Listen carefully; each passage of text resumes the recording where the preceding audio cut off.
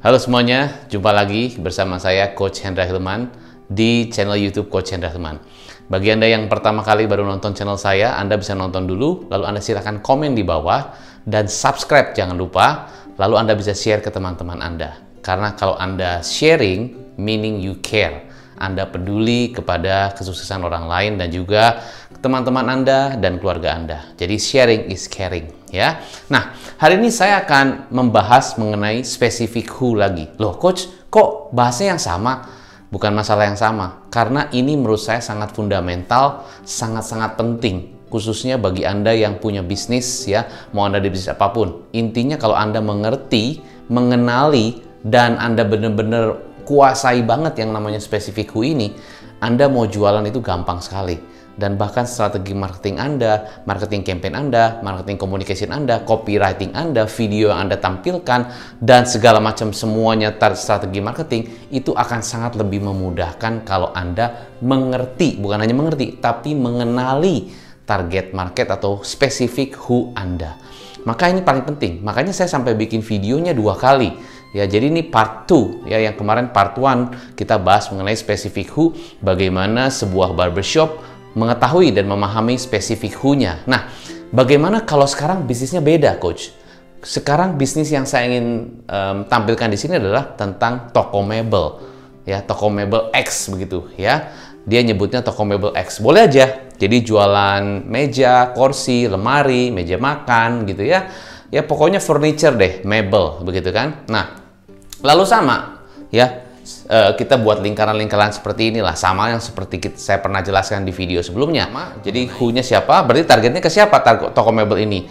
Targetnya ke keluarga misalnya gitu. Keluarga siapa ya? Berarti suami istri. Oke, bisa juga ya targetnya berdua. Bisa juga kalau memang decision maker-nya memang berdua. Suami membutuhkan istri, istri membutuhkan suami. Jadi untuk memutuskan satu mebel ini, wah mesti tanya suami dulu, mesti tanya istri dulu. Berarti kalau gitu target marketnya suami istri.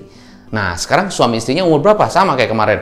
Suami istrinya sekitar umur 28 mungkin sampai 45. Karena gini loh, rentang waktu ini ya, jenjang umur 25 sampai 30, 30 sampai 35, 35 sampai 45, itu perilakunya beda. Behaviornya beda, lifestyle-nya beda. Bayangkan kalau misalnya rata-rata gitu ya, yang suami istri yang baru menikah 20 misalnya 28 sampai dengan 35 deh gitu, enggak terlalu jauh. 28 sampai 33 misalnya begitu. Nah, itu kan biasanya setahun kemudian atau 2 tahun kemudian punya anak pertama. Nah, mulai tuh di rumah ya begini-begini dan sebagainya. Itu kan kehidupannya berbeda setelah dia usianya 35 sampai 40. Anaknya mungkin udah mulai TK. Mungkin ada anak kedua, udah beda lagi suasananya. Usianya 40 sampai di 45, udah beda lagi suasananya. Lingkungannya beda lagi, di rumah udah beda lagi. Ya, yang tadinya mungkin anak-anak, wah di kamarnya berantakan, sekarang kamarnya udah mulai rapi karena anaknya udah mulai sekolah gitu kan. Harus ada ruangan belajar, itu udah mulai beda lagi. Jadi jenjang umur itu antara 25 sampai 30, 30 sampai 35, 35 sampai 40, itu setiap 5 tahun tuh kehidupan berbeda. Ya, maka kita nggak bisa mengeneralis semua. Wah, pokoknya semua suami istri deh, pasangan muda deh. Nggak bisa, terlalu umum. Pasangan muda tuh di berapa? Semua orang pengen dibilang muda, betul ya? Bahkan yang umur 60 pun dibilang muda. Umur 70 saya pengen berasa muda. 80 juga berasa muda. Ya pokoknya semua pengen muda lah gitu. Jadi nggak bisa pasangan muda. Di umur berapa? Ya, suami istri. Oke, berikutnya apa? Ya suami istri yang pengen isi rumah. Oke, umum banyak semua istri yang pengen. Kita semua kalau kita lihat pasangan-pasangan muda kan pengen beli rumah, terus rumahnya pengen diisi lah, jangan kosong. Pokoknya ada ruang tamu, ada dapur, ada pantry gitu kan. Ya mengisi rumah lah. Tapi cuma sekedar mengisi rumah, atau berikutnya adalah sebenarnya kalau sekarang kita lihat fungsi rumah sudah tidak menjadi rumah saja.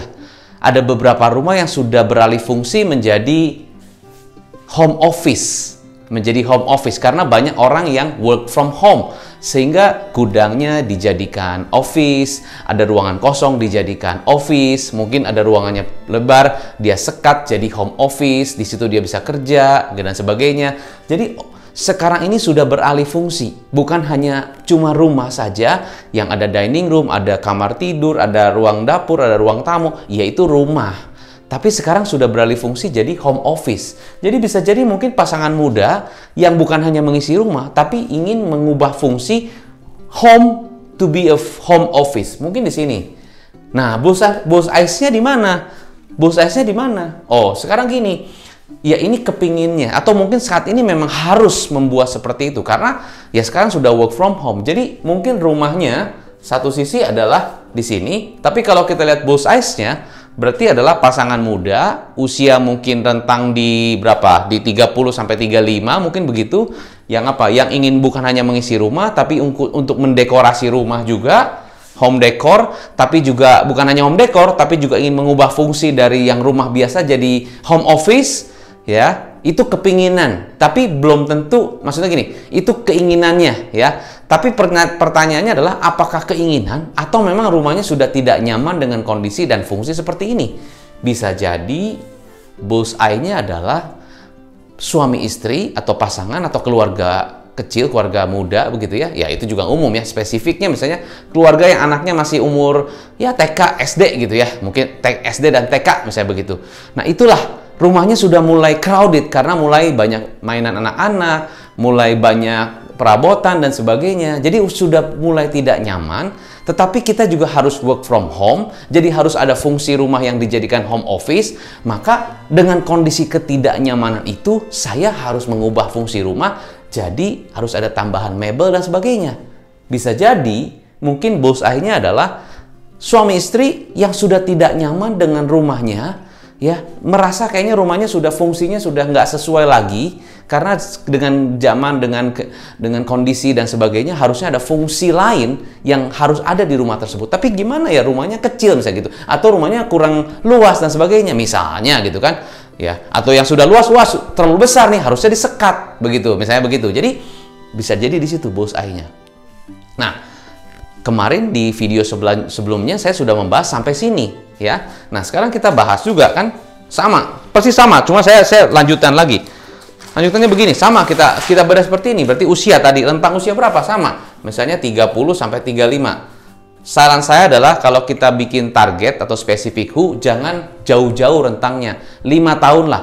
Karena 5 tahun itu akan beda dengan 5 tahun. Misalnya 35 sampai 40 udah beda lifestyle-nya. Mungkin bahasanya sudah lain. Apa yang dipikirkan juga sudah beda. Cara pemikiran juga beda. Kedewasaan juga beda. Ya, secara umum loh ya. Secara umum ya. Jadi rentangnya kalau bisa 5 tahun lah. 5 tahun mungkin masih more or less the same lah ya.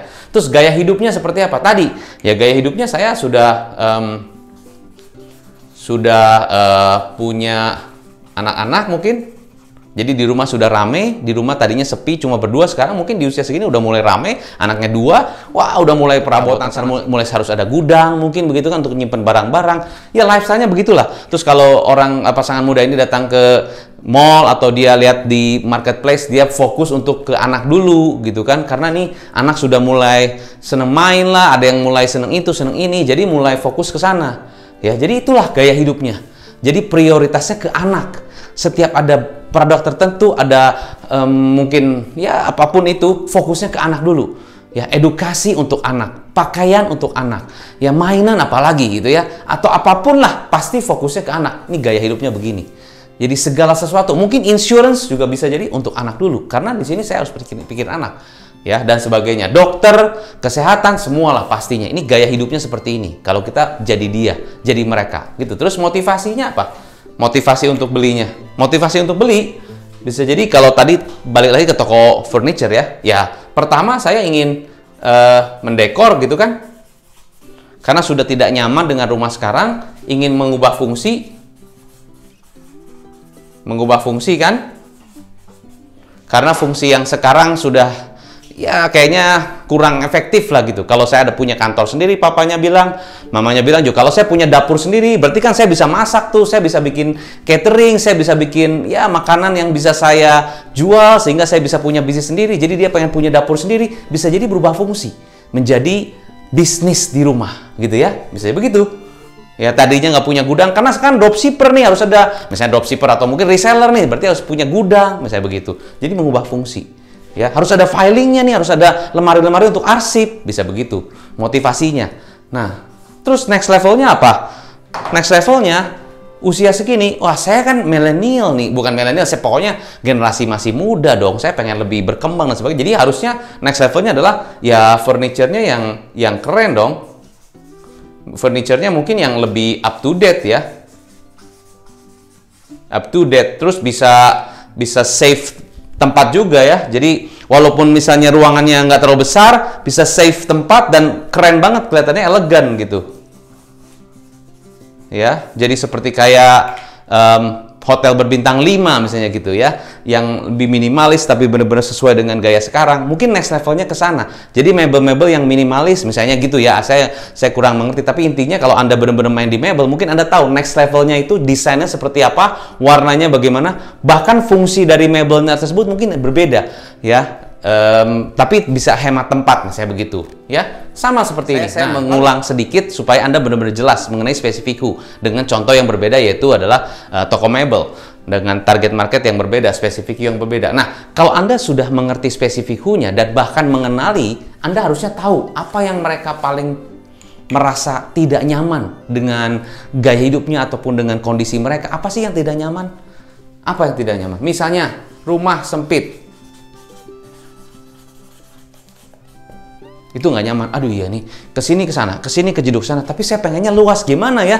Tapi kan sekarang kondisi lagi seperti ini, ya sudah, sempit. Bagaimana caranya? Mungkin kita bisa atur ulang, bisa redesign dan sebagainya. Tapi saya juga pengen ada fungsi yang berbeda.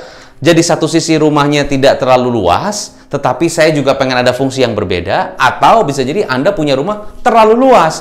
Bagaimana supaya Anda bisa lebih nyaman lagi, ya gitu ya. Misalnya salah satunya misalnya rumahnya sempit misalnya begitu. Apalagi yang sudah tidak nyaman, ya misalnya fungsinya sudah tidak efektif.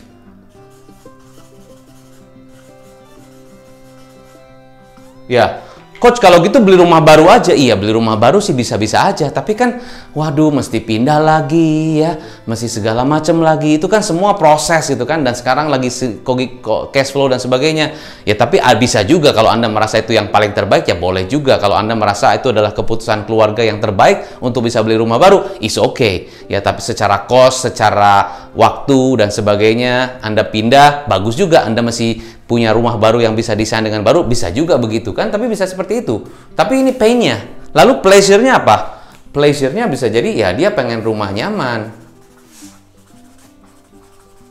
Ya, terus mebelnya bagus. Ya, terus fungsi mebelnya pas. Nah, jadi balik lagi ke toko furniture tadi. Berarti kalau saya jualan furniture, kok saya harus tahu sampai sebegini dalam ya? Tahu kehidupannya dia, tahu sebagai suami istri itu apa yang dialami, tahu juga apa yang menjadi ketidaknyamannya atau pain-nya, tahu juga apa yang menjadi pleasure-nya, keinginannya seperti apa. Apa hubungannya sama toko furniture ya? Hubungannya adalah everything. Saya ulangi lagi. Kehidupan target market Anda, kehidupan who-nya Anda, spesifik who-nya Anda, itu adalah sangat-sangat penting untuk Anda kenali. Itu everything. Kebanyakan dari kita cuma taunya, oh ya butuh mebel ya, oke, untuk apa? Untuk di kamar, untuk kamar anak, untuk di dapur. Bukan hanya itu umum. Artinya kalau cuma Anda tahu umum, ya Anda nanti jualnya ya dibutuhkan, ini mebel yang bagus, yang cocok untuk ruang tamu Anda, mebel yang cocok untuk kantor Anda, itu umum. Tapi kalau Anda lebih kenal, lebih tahu lagi, target market Anda lebih dalam lagi, sampai kehidupan mereka pun Anda kenal, bahkan Anda bisa ngerti, oh iya ya bener juga ya, nih rumahnya udah nggak nyaman banget, mebelnya udah ya blang-blong gitu kan, ini warna coklat, di sini warna hitam, di sini warna putih, udah kurang enak dilihat gitu kan, gitu ya. Nah, bisa jadi mungkin itu nggak nyaman. Cuma gimana? Masih ubah dari mana dulu misalnya gitu kan? Mereka juga bingung target market Anda. Misalnya who-nya bingung. Ke siapa ya saya bisa ngobrol tentang bagaimana saya bisa meredesain rumah saya? Karena rumah kan setiap hari kita di sana. Mau nggak mau mesti nyaman dong. Kalau kita udah nggak nyaman gimana? Apa yang buat nggak nyaman ya? Bisa jadi mebelnya. Bisa jadi gara-gara diubah mebelnya, suasana berbeda, lebih positif, lebih termotivasi, akhirnya kerja lebih baik, lebih semangat, anak-anak juga seneng. Ya, bagus semua gara-gara mebel. Wah, baru saya ngomong, itu rahasia besar. Ternyata jualan mebel itu ada hubungannya dengan kehidupan who-nya. Berarti itu emosional banget kan? Daripada kita ngomong secara fungsional, mebel kita bagus, dibuat dari kayu ini, dengan warna begini, dengan desain begini. Iya, fungsional. Emosionalnya kemana? Nah, begitu Anda tahu itu, begitu Anda tahu spesifiku Anda, ya, Anda tahu spesifiku Anda buat marketing campaign sangat gampang. Anda mau buat video, Anda mau buat foto, Anda mau buat karusel, Anda mau buat story IG, Anda mau buat TikTok, anything, digital platform banyak banget, YouTube bisa juga. Karena gue udah ngerti, oh gini target market saya tuh orangnya kayak begini. Tinggal kita bahas aja di digital platformnya kan gitu kan. Ini mau TikTok, ini mau YouTube, ini mau IG, ini mau Facebook, atau manapun lah Anda mau punya apapun itu. Digital platform yang Anda gunakan, boleh juga. Bahaslah tentang kondisi yang terjadi di dalam suasana spesifik Anda. Misalnya contoh, Anda bayangkan mereka suami istri lagi mungkin di rumah lagi, aduh pusing banget sih ini rumah, kayaknya kurang nyaman segala macam. Misalnya begitu. Terus Anda bikin iklan. Anda tidak nyaman dengan kondisi rumah Anda merasa misalnya furniture-nya dengan warna yang tidak matching. Iya betul. Apakah Anda juga ingin mengubah fungsi rumah Anda menjadi lebih nyaman? Bisa jadi masuk ke bisnis Anda. Anda kan sudah tahu jadinya. Jadi kadang-kadang orang bilang, wah masih belajar copywriting, wah masih belajar NLP. Menurut saya iya, itu penting. Ya, tetapi yang lebih penting adalah Anda lebih kenal, Anda mengerti, dan Anda kalau benar-benar memahami hidupnya dia, hidupnya spesifik Anda jualan gampang banget. Anda tinggal bilang, ini loh, saya itu yang paling mengerti kondisi kamu. Saya itu yang paling mengerti kondisi Anda. Makanya kalau Anda merasa begini, kamu jangan kemana-mana, cari kita. Nih, toko mebel yang sudah mengerti kebutuhan Anda. Karena kita tahu apa yang kamu mau, kita tahu apa yang kamu rasakan. Makanya ini loh, mebel yang cocok. Nih, tidak buang tempat, warnanya juga warna kekinian banget, fungsinya juga bagus dengan bahan yang bagus, itu fungsional. Tapi yang penting, bukankah ini yang kamu mau?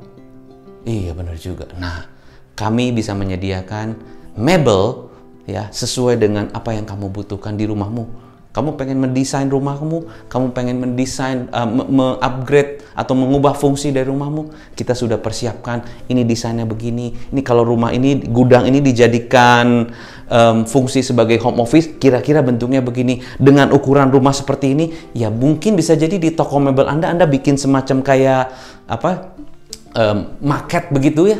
Market begitu, jadi orang bisa duduk sambil bayangin. Bisa jadi begitu. Sekarang sudah begitu. Iya, tapi Anda benar-benar masuk ke kehidupannya mereka dan Anda bayangin itu dan Anda buatlah sebuah demo di situ. Sehingga begitu orang datang, wow keren. Tapi kan sekarang nggak mau datang, iya pakai video lah, bisa pakai sosial media lah dan sebagainya lah. Anda bisa videokan. Nah, kesimpulan buat Anda adalah begini. Apapun produk Anda, tadi saya membahas tentang toko mebel. Anda bisa jadi toko bangunan. Anda bisa jadi misalnya Anda toko peralatan listrik, ya, atau Anda toko PND, atau apapun lah bisnis Anda lah. Kalau saya distributor gimana, Coach? Sama, intinya sama. Intinya selalu sama. Ini selalu. Makanya saya sampai bahas 2 kali supaya Anda bisa lebih memahami video saya. Dan kalau Anda bisa mengerti ini, ya bukan hanya mengerti, Anda benar-benar kenal dengan target marketnya Anda atau spesifik Anda, marketingnya gampang, ya, marketing lebih mudah. Jadi banyak gini, Coach, kenapa saya sudah endorse, sudah bayar marketing, tapi kok sedikit yang respons?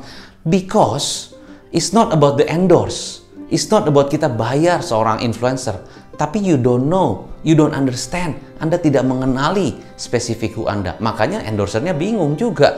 Mungkin gimana ya, pokoknya saya sebisa saya lah gitu ya. Mungkin begitu. Atau masa Anda sudah, kerjasama dengan ini, itu, dan sebagainya. Tapi kenapa begitu di post kok yang like banyak tapi sedikit yang komen? Kenapa? Bisa jadi mungkin nggak kena buat target marketnya. Atau terlalu umum. Atau terlalu mirip dengan orang lain. Bisa begitu. Jadi hati-hati ya. Bukan asal gini, kadang-kadang kita lihat sosial media, Instagram dan sebagainya, oh mereka postingnya begini, oh mereka pakai endorse, oh mereka pakai influencer. Bukan itu fokusnya. who ini fokusnya. Kalau Anda tahu ini, ya, ini rahasia besar.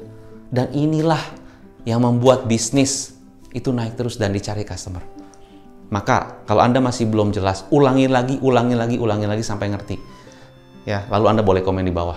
Oke. Kalau masih belum ngerti juga, klik link di bawah. Ada di situ Hendra Hilman Konsul. Anda bisa konsul langsung dengan saya untuk benar-benar memahami ini. Ini benar-benar langkah pertama Anda. Apalagi zaman sekarang, banyak kompetitor, ya, setiap bisnis banyak kompetitornya. Kalau Anda tidak tahu who-nya, ya, bisa jadi who Anda juga bingung siapa Anda. Dan mungkin mereka akan cari yang brandingnya lebih kuat. Bisa jadi begitu. Ya, tapi it's not about the branding, ya, it's about who. Oke? Semoga bisa bermanfaat untuk Anda selalu. Sukses selalu jaga kesehatan, stay positif, stay healthy. Salam pengusaha.